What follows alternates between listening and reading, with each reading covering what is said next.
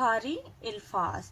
जब किसी हर्फ के साथ दो चश्मी हे जुड़ जाती है तो उसकी आवाज जो है वो भारी हो जाती है। जैसे जीम की आवाज है ज, जीम की अपनी आवाज जो ज है वो बहुत हल्की आवाज है, लेकिन जब इसके साथ दो चश्मी हे मिल जाएगी तो इसकी आवाज हो जाएगी झ। झ से झूला, झ से झाड़ू। चे, चे की अपनी आवाज है च, जब दो चश्मी हे इसके साथ मिल जाएगी तो इसकी आवाज हो जाएगी छ।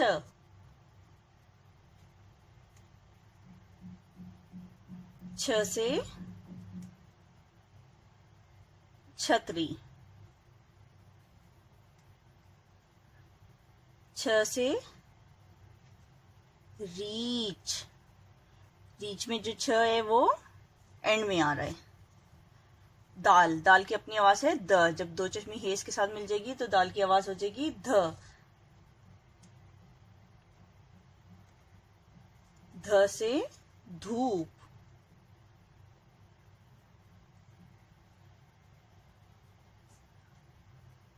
ध से धागा।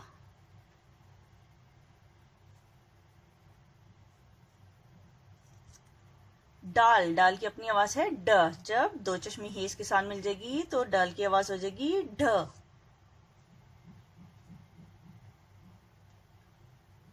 ढ से ढोल,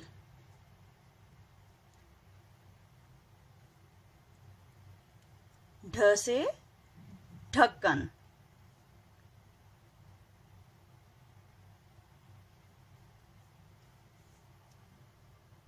काफ, काफ की अपनी आवाज है क, जब दो चश्मी हे मिल जाएगी तो इसकी आवाज हो जाएगी ख। ख से खाना, ख से खेल। गाफ, गाफ की अपनी आवाज है ग, जब दो चश्मी हे इसके साथ मिल जाएगी तो गाफ की आवाज हो जाएगी घ।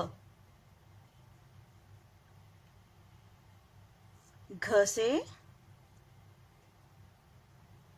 घर, घ से